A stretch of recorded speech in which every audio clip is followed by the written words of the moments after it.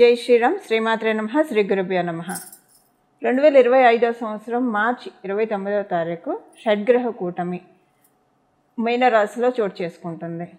ఈ షడ్గ్రహ కూటమి 6 గ్రహాలు మీనరాశిలో సంచారం చేయబోతున్నాయి. అవి వచ్చేసేసి నవగ్రహాల్లో రారాజు అయిన సూర్యనారాయణమూర్తి, అలాగే చంద్రభగవానుడు, వక్రించిన శుక్రాచార్యుల వారు, వక్రించిన బుధ భగవానుడు, రాహుదేవుడు ఆల్రెడీ అక్కడే సంచారం చేస్తూ ఉన్నాడు, మీనరాశిలోనే సంచారం చేస్తూ ఉన్నారు.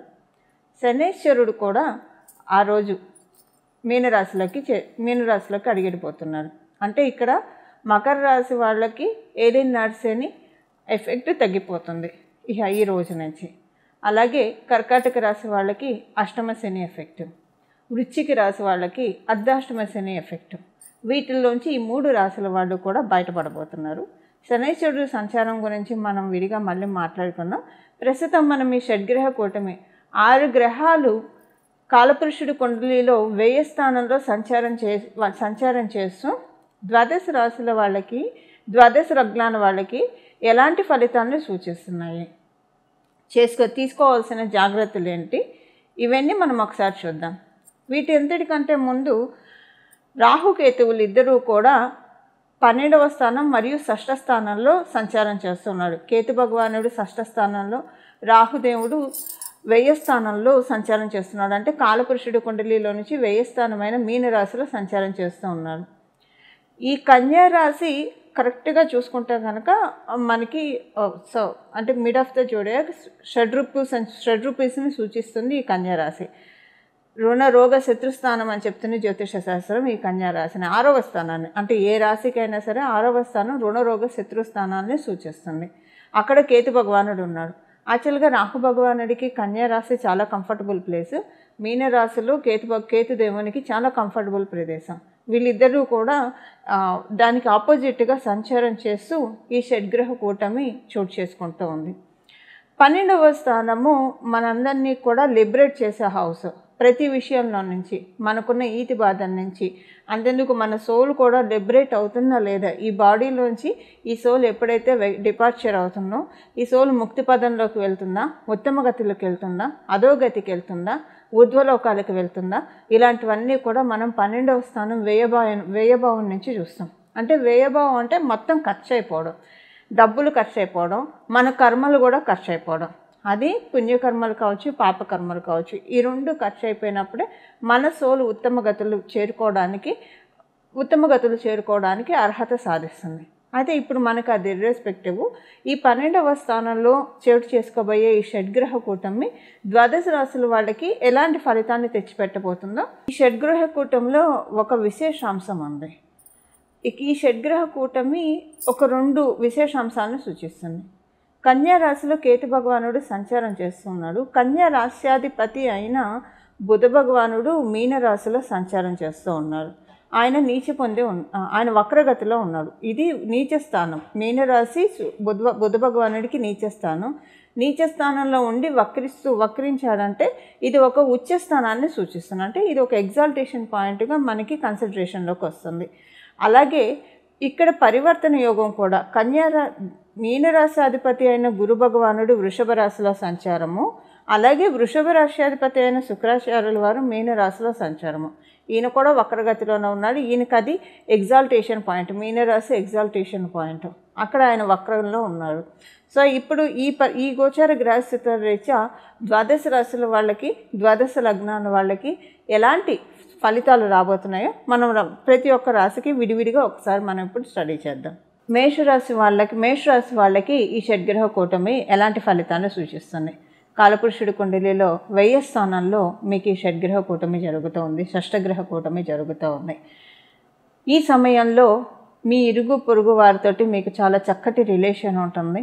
అందరితోటి చాలా అనుకూలమైన రిలేషన్ ఉంటుంది. అంటే మంచి మౌత్ పబ్లిసిటీ వచ్చే శుభ సమయము.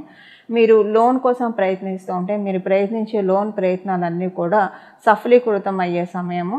అలాగే మీరు చేతిలో పైకం అందకుండా ఇబ్బంది పడుతూ ఉంటే వాటిల్లో కూడా మీకు ఇది చాలా మంచి ఇది ఇస్తుంది. ఎవరితోటైతే మీకు అనుకూలంగా లేకుండా బాధపడుతూ ఉన్నారో ఇన్నాళ్ళు, ఎవరైతే మీతో బాగా ఉంటే, ఇదివరకు లాగా బాగుంటే రిలేషన్ బాగుండని ఎవరినైనా మీరు అనుకుంటూ ఉంటే రిలేషన్స్ చాలా బాగా క్యూర్ అవుతాయి, రిలేషన్స్లో చాలా ట్రాన్స్ఫర్మేషన్స్ వస్తాయి, చాలా మంచి మార్పులు, మంచి చేంజెస్ మీరు ఈ సమయంలో చూస్తారు. అయితే ఒక చిన్న జాగ్రత్త ఏంటంటే, మీకు స్లైట్గా డస్ట్ ఎలర్జీ కానీ స్కిన్ రిలేటెడ్ ఇష్యూ అంటే స్కిన్ ఎలర్జీస్ కానీ రావడానికి ఛాన్సెస్ ఉంది. ఇది కొంచెం మీరు జాగ్రత్తగా ఉండాలి, చూసుకోవాలి. ఒకవేళ అలా ఏమన్నా వస్తే వెంటనే మెడికేషన్ తీసుకోండి, అప్పుడు పెద్దగా ఇబ్బంది ఉండదు. ఇది ఒక చిన్న సైడ్ ఎఫెక్ట్ మీకు ఈ షడ్గ్రహ కూటంలో. అలాగే మిగతా విషయాలు మనం చూస్తే కనుక మీ ఆర్థిక వ్యవహారాల్లో మంచి అభివృద్ధి ఉంటుంది, కానీ మీరు మనీ ఎక్కడ ఇన్వెస్ట్ చేస్తున్నారు ఇలాంటి వాటిల్లో చాలా జాగ్రత్తగా ఉండాలి. కొత్త ప్రాజెక్ట్స్ టేకప్ చేసే ముందు 1-2 సార్లు ఆలోచించుకొని టేకప్ చేయండి. అలాగే వ్యాపారం చేసేవాళ్ళు ప్రత్యేకించి మీ మాట విషయంలో చాలా జాగ్రత్తగా ఉండాలి. మీ మాట వల్ల కొన్ని పెద్ద గ్రేట్ ఆపర్చునిటీస్ మీ గుమ్మం దాకా వచ్చి తలుపు తట్టకుండా వెళ్ళిపోయే అవకాశం ఉంది. సో మాట విషయం మీకు ఇప్పుడు వాకు ఒక భూషణం అవుతుంది, వాకు ఒక అలంకారం అవుతుంది. ఈ విషయాన్ని మీరు చాలా జాగ్రత్తగా పట్టుకోవాలి. దానివల్ల ఏంటంటే మీరు మాట కనుక చాలా జాగ్రత్తగా అంటే ఆచితూచి మీరు ఎంత బ్యాలెన్స్డ్గా మాట్లాడే వాళ్ళైనా, ఎంత క్యాలిక్యులేటెడ్గా మాట్లాడే వాళ్ళైనా, ఇది అందరికీ వర్తించదు, కేవలంగా వ్యాపారస్తులకు మాత్రమే వర్తిస్తుంది. ఇప్పుడు మీ మాటలు మీరు సర్కాస్టిక్గా వెటకారంగా అవతల వాళ్ళకి అనిపించే అవకాశం ఉంది. దానివల్ల కొన్ని మీకు రావాల్సినవి మిస్ అయ్యే అవకాశం ఉంటుంది. అందువల్ల మీరు ఎలా మాట్లాడాలో కొంచెం జాగ్రత్తగా ఫామ్గా ప్లాన్డ్గా మాట్లాడితే కనుక పెద్దగా ఇబ్బందులు ఉండదు. 1-2 నెలల పాటు వివాహ ప్రయత్నాలకి కొంచెం దూరంగా ఉండడం మంచిది.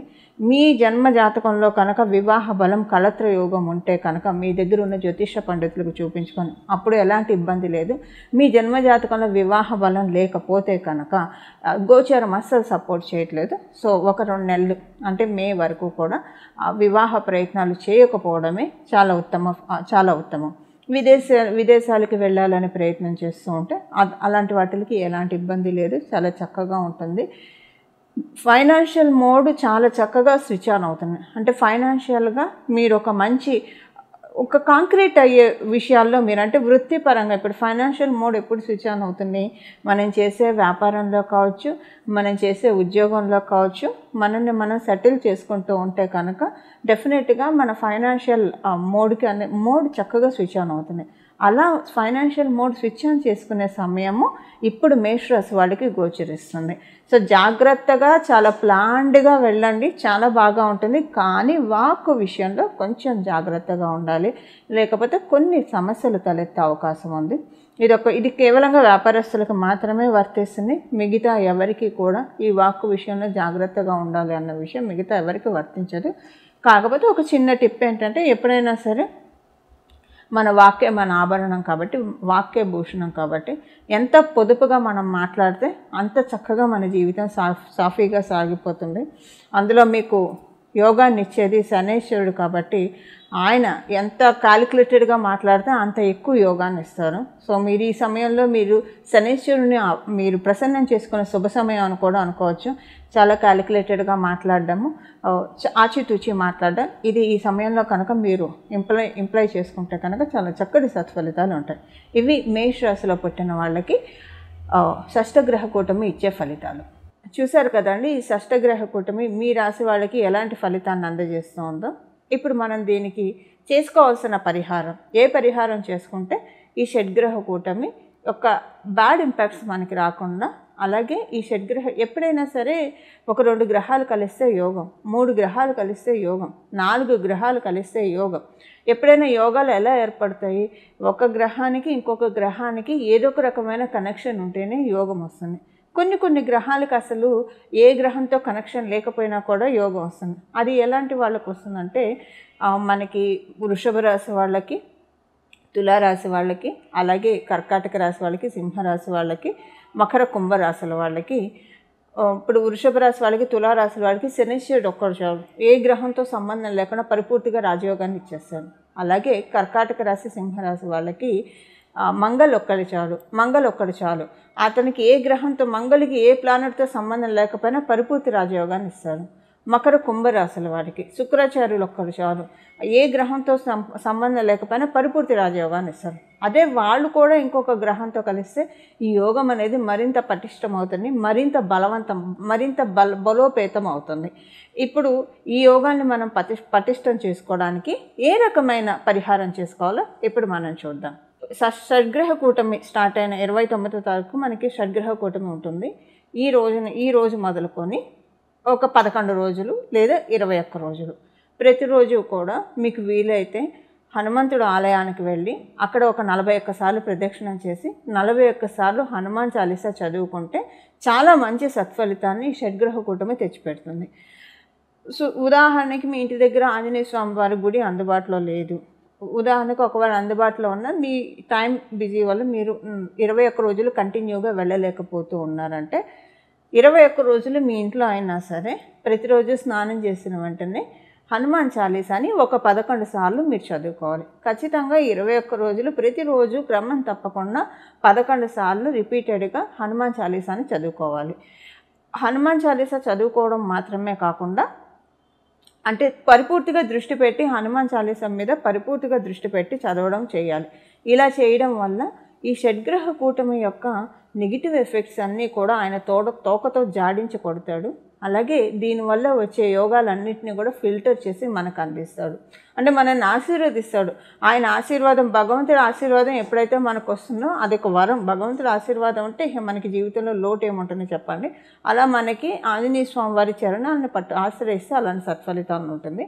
అలాగే మార్చి 29వ తారీఖు నుంచి ప్రతిరోజు కూడా శ్రీరామ భక్తాయ హనుమతే నమః, శ్రీరామ భక్తాయ హనుమతే నమః, శ్రీరామ భక్తాయ హనుమతే నమః, శ్రీరామ భక్తాయ హనుమతే నమః అని ఈ నామాన్ని సర్వకాల సర్వావస్థలో అంటే మీరు ఏ పని చేస్తున్నా సరే ఈ నామాన్ని జపించుకోవచ్చు.